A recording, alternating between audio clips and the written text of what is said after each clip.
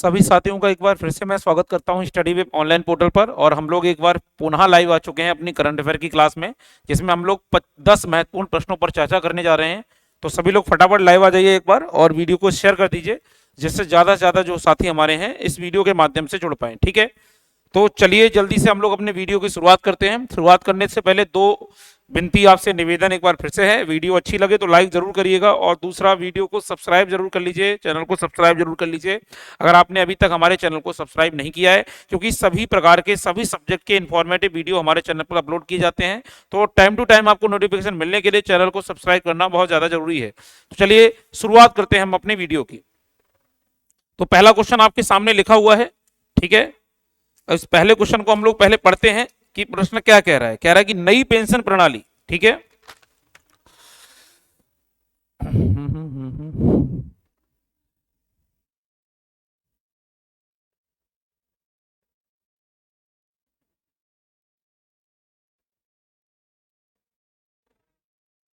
राष्ट्रीय पेंशन प्रणाली,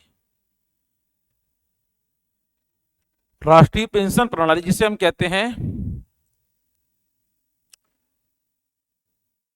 एनपीएस, जो काफी चर्चा में भी रहा। ठीक है, ठीक है,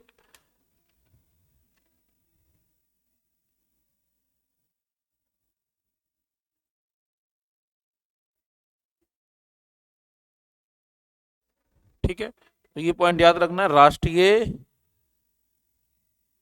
पेंशन प्रणाली जिसे शॉर्ट में कहते हैं एनपीएस के तहत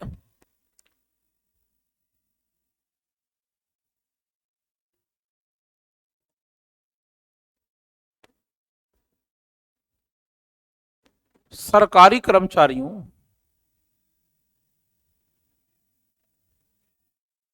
के पेंशन लाभों को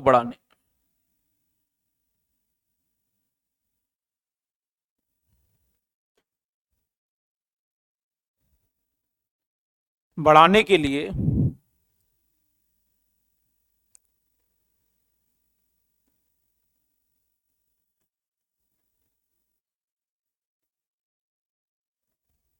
नए तरीकों का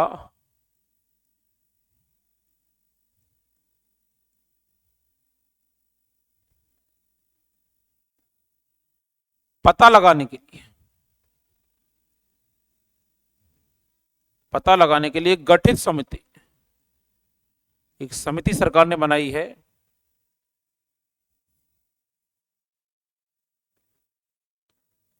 का प्रमुख। इसका प्रमुख कौन बनाया है? तो इसमें ऑप्शन है बी सोम प्रसाद, टीवी सोमनाथ, विवेक जोशी, संजय कुमार ओझा, सूरज कुमार वर्मा। तो टीवी सोमनाथ, इन्हें जिम्मेदारी सौंपी गई है कि पेंशन के नियमों में जो बदलाव हुए वो कैसे होने चाहिए, किस प्रकार से होना चाहिए। To TV Somnath. ठीक है, तो जल्दी से आप लोग इसका स्क्रीनशॉट ले लेंगे। और दरअसल में ये वित्त सचिव है भारत सरकार के, ये तो हम कहेंगे केंद्रीय वित्त सचिव, केंद्रीय वित्त सचिव है। और इन्हें वित्त के क्षेत्रों का अच्छा खासा अनुभव भी है। ठीक है,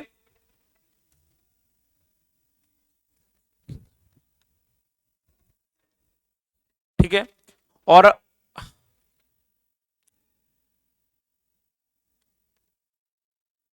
पेंशन प्रणाली, पेंशन प्रणाली वृद्धों को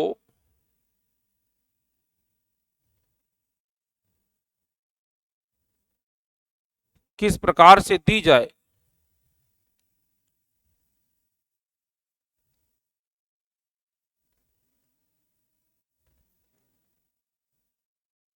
इसके मानक भी तैयार हों, और तैयार हों और कैसे हों, इन पर भी संबंधित जो है इस पॉइंट में कहा गया है। ठीक है, तो जल्दी से स्क्रीनशॉट ले लीजिए। टीवी सोमनाथ इसका आंसर है।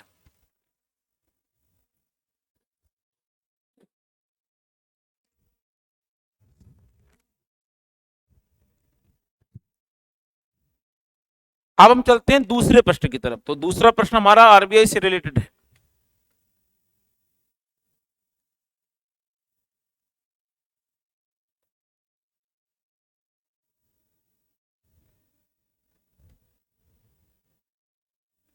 भारतीय रिजर्व बैंक यानी आरबीआई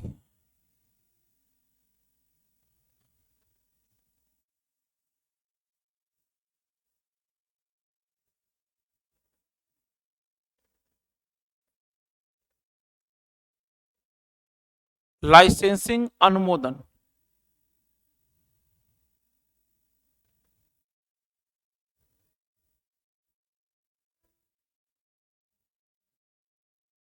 के लिए एक पोर्टल बनाया है।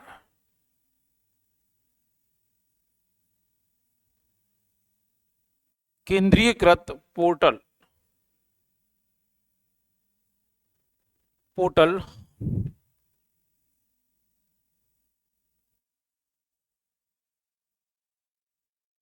लॉन्च किया गया। तो पूछ रहा है कि इस पोर्टल का नाम क्या है जो लॉन्च किया गया है।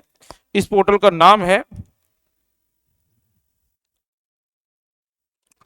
प्रभा। पोर्टल का नाम है Prabha.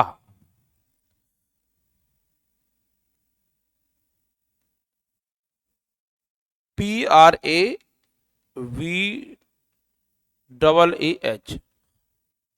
Prabha.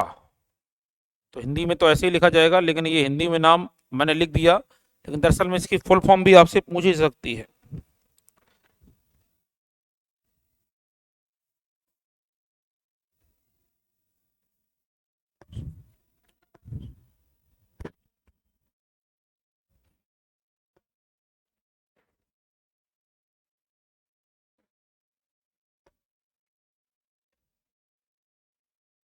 Form for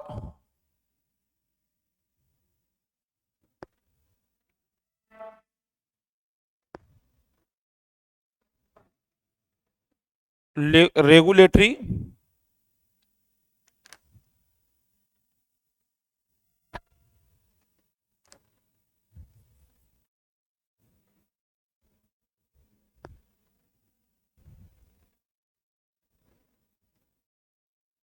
application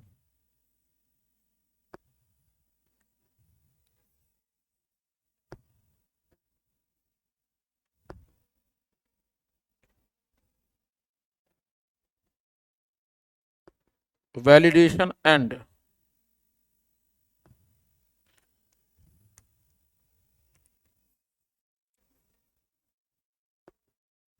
aunt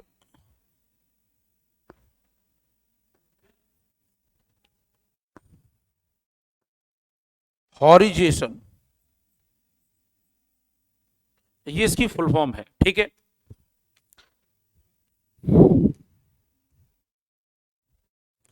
यानी PRABAAH। ठीक है, पी का मतलब plot, form for regulatory application validation and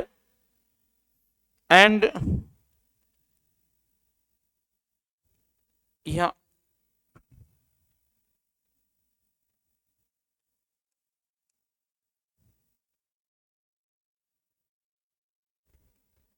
ये आंट होगा। ठीक, ये इसकी फुल फॉर्म है, ये याद रखना। ठीक है, अब इसकी नियुक्ति करी है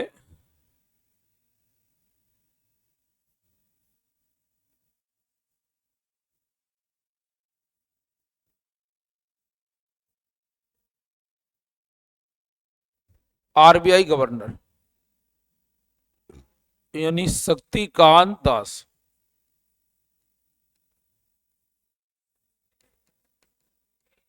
तो इसकी नियुक्ति इनके द्वारा की गई। ठीक है, तो जल्दी से आप लोग इसका भी स्क्रीनशॉट ले लीजिए।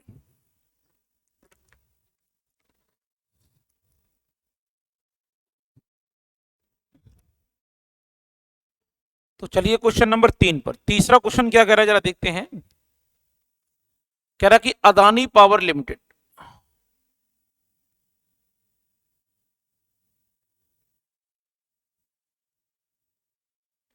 अदानी पावर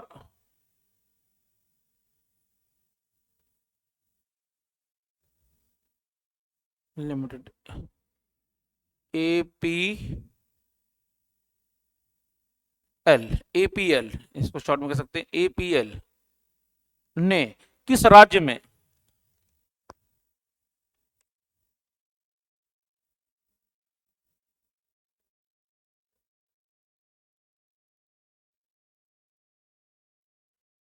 झारखंड राज्य में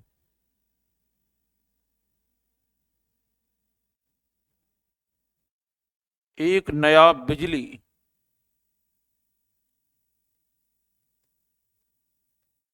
संयंत्र खोला है, कारखाना खोला है। और ये जो संयंत्र है,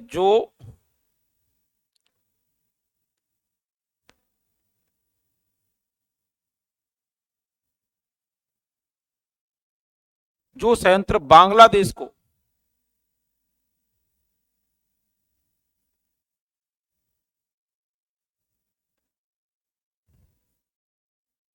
बिजली की आपूर्ति करेगा, यानी जो झारखंड में प्लांट लगेगा, ये प्लांट जो है वो बांग्लादेश तक को बिजली देगा। ठीक है।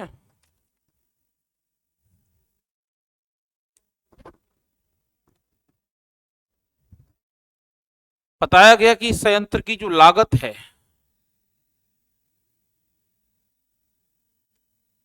उस लागत लगभग आएगी 15 करोड़ रुपया।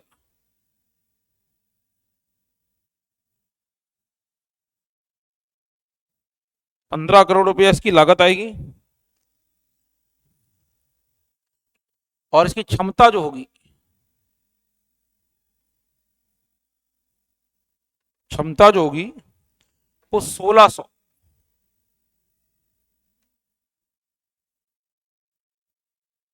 मेगावाट।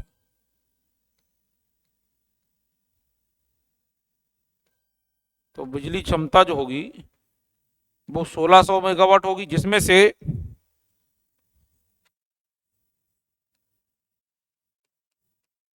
800 मेगावाट बिजली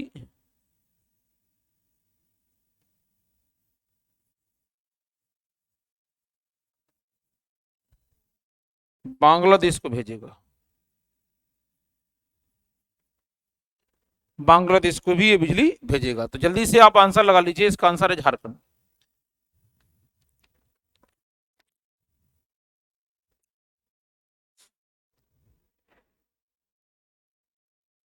किसी प्रकार की कोई समस्या है तो आप लोग कमेंट बॉक्स में पूछ सकते हैं। कौन सा राज्य ई खरीद में,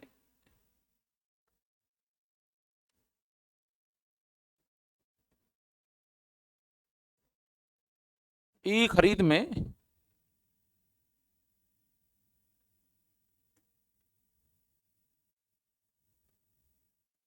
ई खरीद में पूर्वोत्तर में सबसे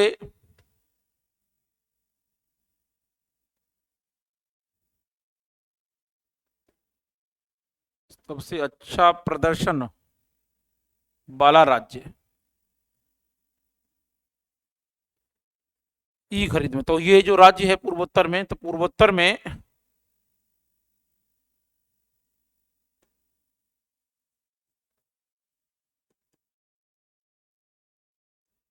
सात राज्य आते हैं पूर्वोत्तर में, और 7 राज्यों में आपको ये विकल्प दिए हैं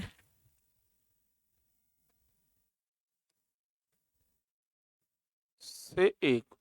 ठीक, तो इसका आंसर है आपका आएगा त्रिपुरा, जिसने ऑनलाइन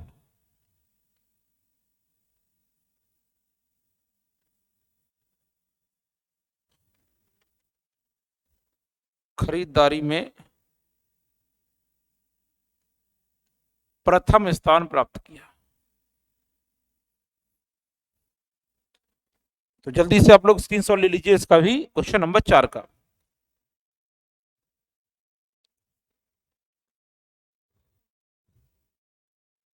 अब हम चलते हैं 5वें प्रश्न पर। 5वां प्रश्न कह रहा है कि हाल में ही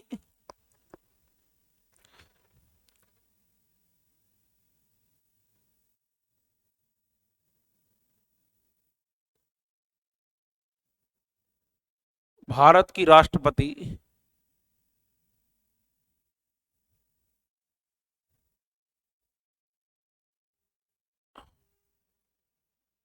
द्रौपदी मुर्मू जी, ठीक है। इनके द्वारा किस राष्ट्रीय उद्यान किस राष्ट्रीय उद्यान का गज उत्सव 2023 का उद्घाटन किया गया? पहला ही आंसर है कांजीरंगा।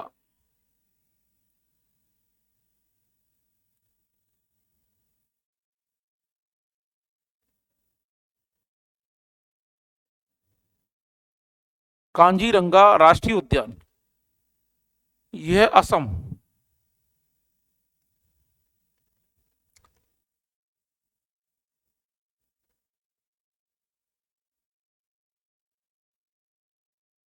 इसमें उन्होंने उद्घाटन किया, और उद्घाटन किसका किया?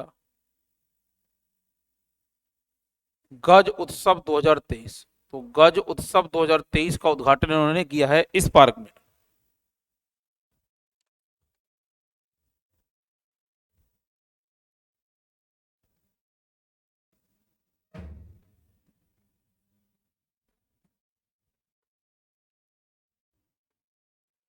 असम राज्य के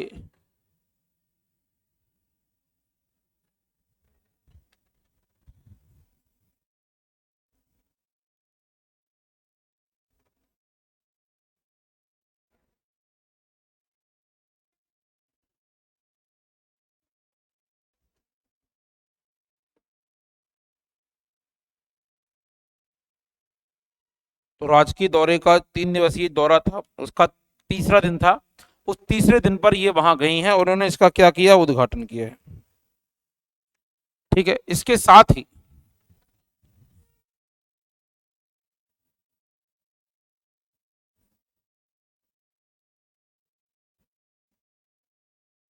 राष्ट्रपति महोदया ने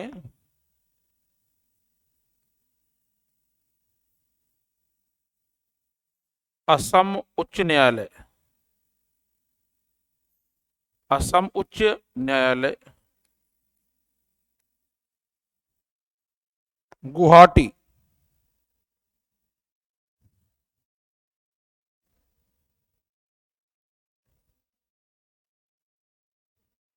के प्लेटिनम जुबली समारोह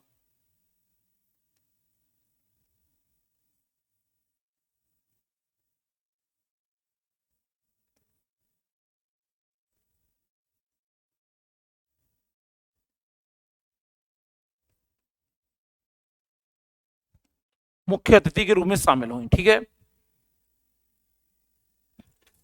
जल्दी से स्क्रीनशॉट ले लीजिए आप उसका।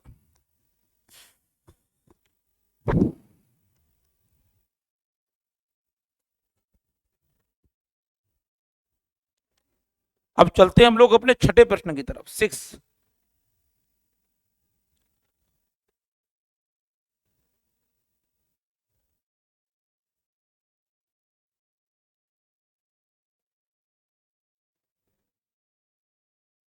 सरकार ने किस समिति का नाम है किरीट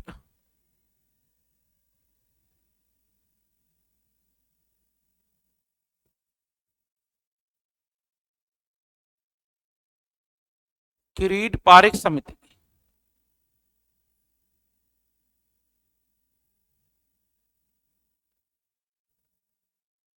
की सिफारिशों के अनुसार एक समिति है, ठीक है, सिफारिशों के अनुसार घरेलू प्राकृतिक गैस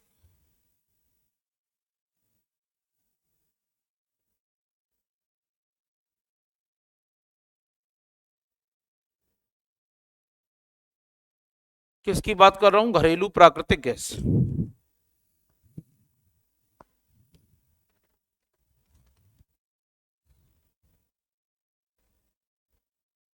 के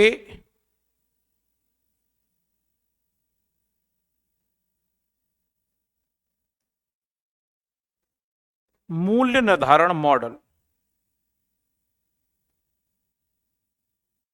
मूल्य निर्धारण मॉडल में परिवर्तन लागू किया है।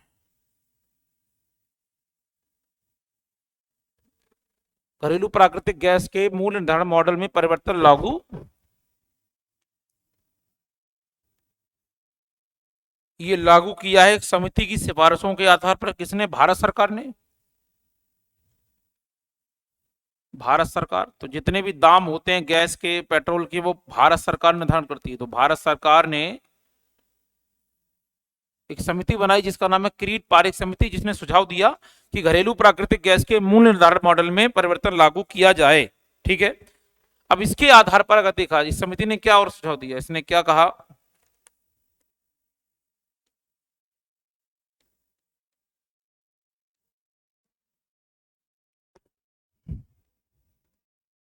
पीएनजी और सीएनजी,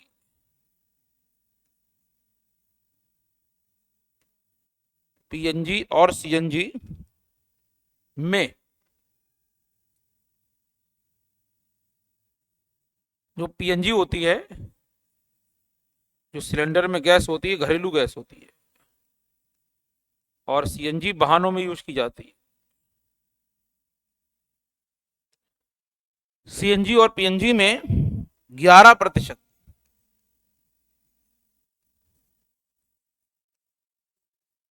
11% की कमी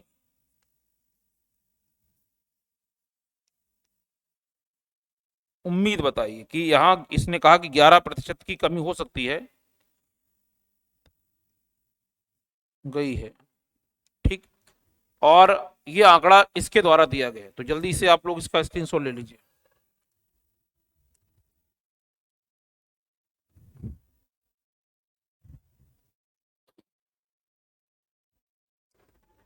सातवां प्रश्न,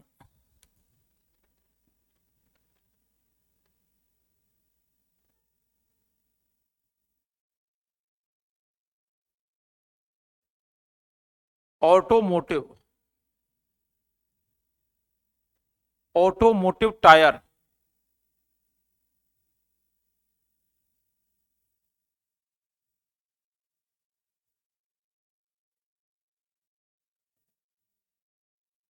मैन्युफैक्चरिंग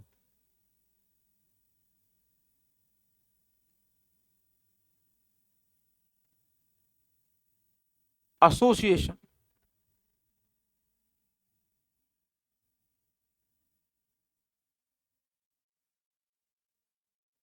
के नए अध्यक्ष। ठीक। तो एक कंपनी है जिसका नाम है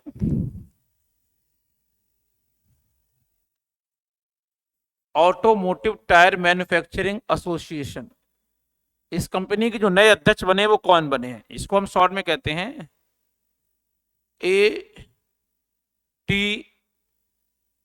ATMA, शॉर्ट में हम लोग कहते थे आत्मा। ठीक है। ये कंपनी एक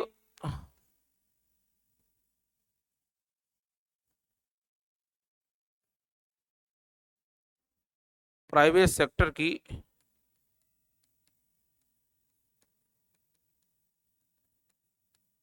टायर निर्माता कंपनी है। ठीक। निर्माता कंपनी है जो 1975 में बनी। इसकी स्थापना वर्ष 1975 में है और इसके नए अध्यक्ष बनाए गए हैं इस कंपनी के।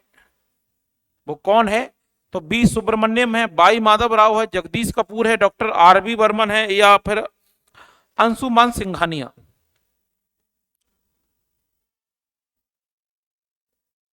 अंशुमान सिंघानिया, अंशुमान सिंघानिया इस कंपनी के नए क्या बने हैं? अध्यक्ष बने हैं, नए अध्यक्ष बने हैं। ठीक है। कोई प्रकार की समस्या हो, दिक्कत हो तो आप कमेंट करके पूछ सकते हैं। तो जल्दी से आप लोग इसका स्क्रीनशॉट ले लीजिए।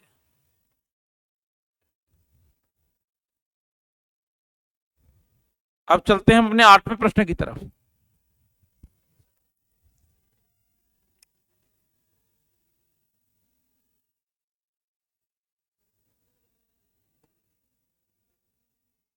हाल में ही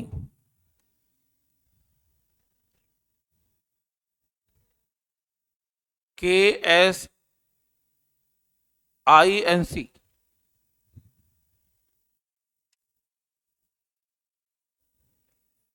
ने किस राज्य में?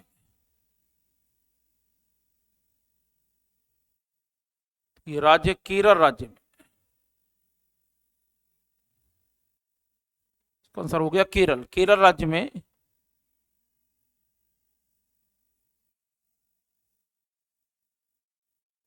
प्रथम सौर ऊर्जा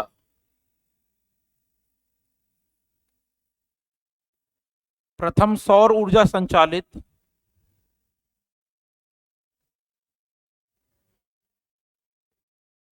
पर्यटक नाव बनाई है। नाव बनाई किस राज्य ने बनाई है? केरल राज्य ने। ठीक है, अब इसकी फुल फॉर्म देख लेते हैं।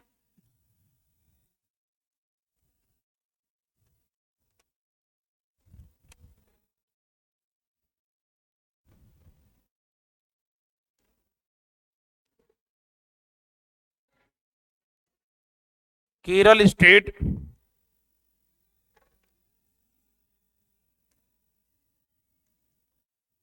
Inland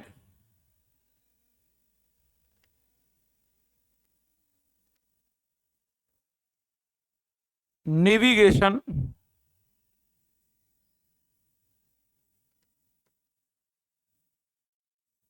corporation. ठीक, ये फुल फॉर्म है इसकी। ठीक है, Kerala state inland navigation corporation. और इसको जो आपकी ये नाव है, ये पर्यटक नाव है, इसको बनाया है सूर्य मानसू।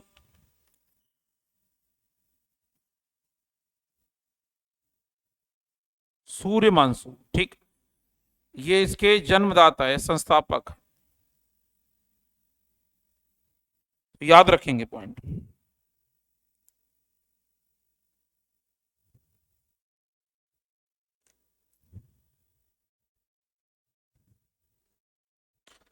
अब ये बनाएगी दरअसल में एक स्थान पड़ता है जिसका नाम है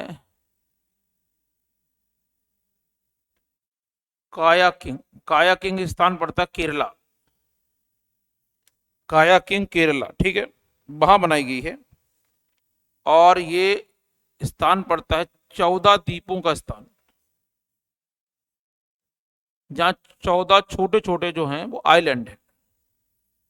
ये पॉइंट याद रखना है। ठीक है, ये जो पनडुब्बी है या जो आपकी नाव है,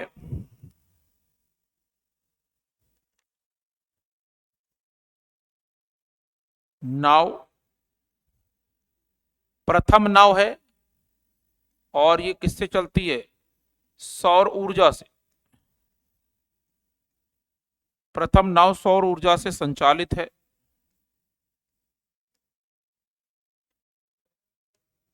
ये पॉइंट, ठीक, ये पॉइंट आपको याद रखनी है।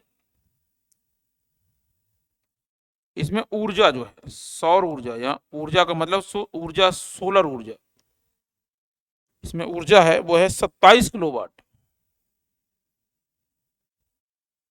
27 किलोवाट इसमें ऊर्जा है।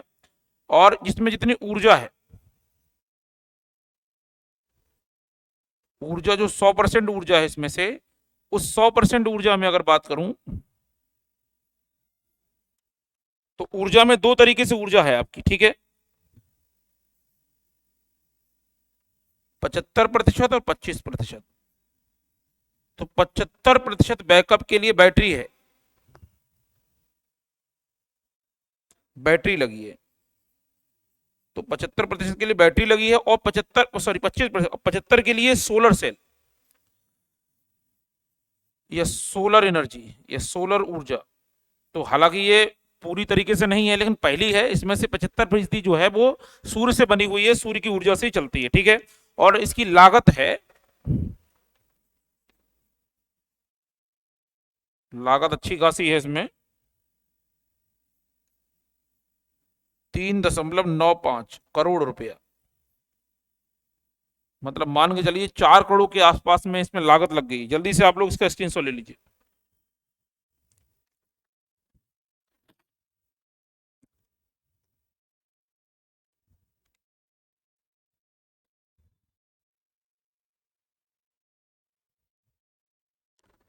अब नवा प्रश्न आपके सामने है।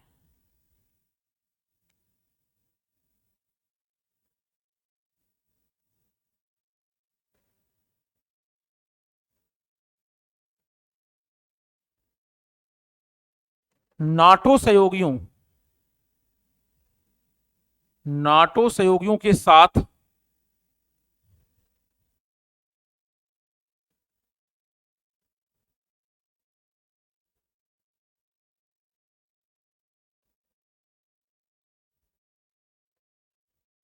फ्रांसीसी सैन्य अभ्यास।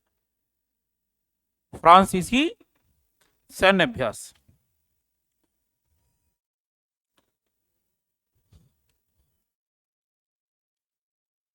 नाटो सहयोगियों के साथ फ्रांसीसी सैन्य अभ्यास में भारतीय लड़ाकू विमान, यानी आप ऐसे मान लो भारतीय वायुसेना का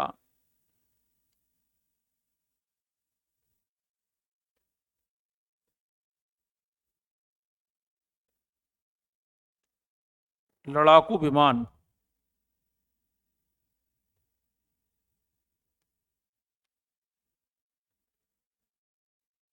सैन्य अभ्यास में भाग लेगा। वो कौन सा है जो भाग लेगा?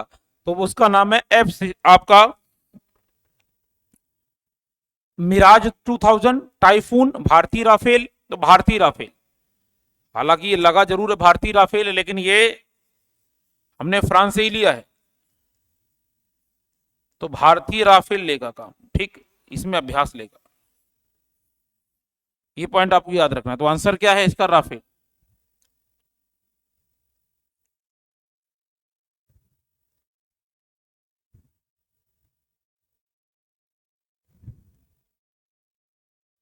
अब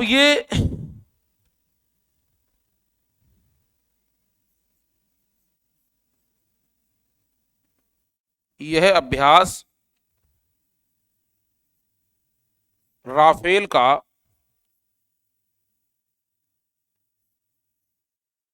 प्रथम विदेशी, ये पहला विदेशी अभ्यास है। इससे पहले इसने इंडिया में ट्रेनिंग ली, लेकिन भारत में नहीं ली, ठीक है। अब नाटो के कुछ सदस्य जैसे कौन कौन से अंश में भाग ले सकते हैं? जैसे यूएसए भाग लेगा, फ्रांस तो खैर लेगा ही लेगा, यूएसए हो गया, फ्रांस हो गया,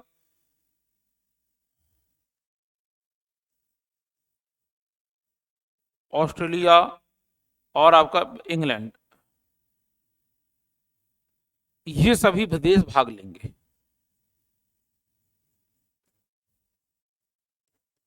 तो याद रखना, ठीक है, ये सभी भाग लेंगे। और ये अभ्यास होगा, वो आपका अभ्यास होगा, वो फ्रांस में होगा, स्थान फ्रांस में। और इसका लगभग जो समय है बताया जाता है मार्च से लेकर 3 महीने का, मई 2023, ये 3 मंथ का होगा। 3 मंथ का अभ्यास चलेगा ये, और भारत इसमें पार्टिसिपेट करेगा। भारत मध्य अप्रैल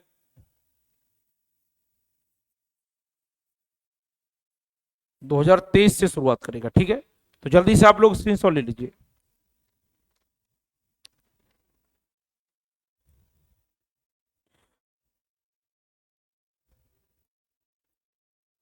अब लोग हम चलते हैं अगला, किस संस्था ने विश्व ऊर्जा संकरण, तो इस संस्था का नाम है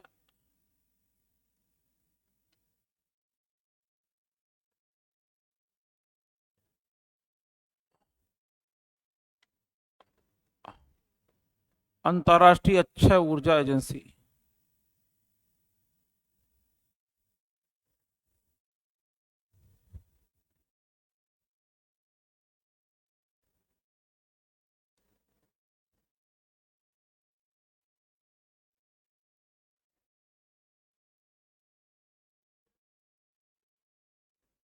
विश्व ऊर्जा संक्रमण,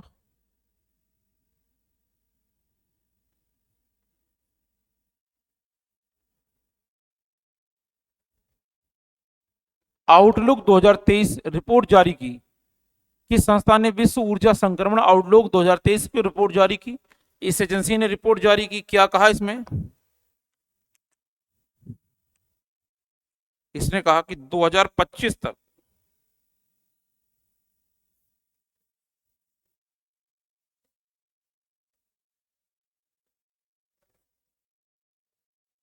वैश्विक स्तर पर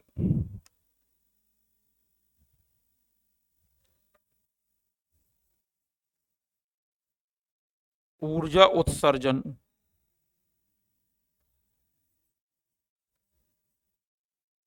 अपने चरम पर होगा।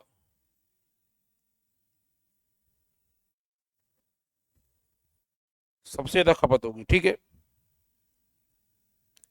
चर्चा का कारण है कि जो इसमें अभी एक चर्चा का कारण भी है क्योंकि वर्तमान समय में रूस और यूक्रेन का युद्ध हो रहा है, वर्ल्ड वार, वो सॉरी आपका 1 साल से ज्यादा आपका युद्ध हो रहा है।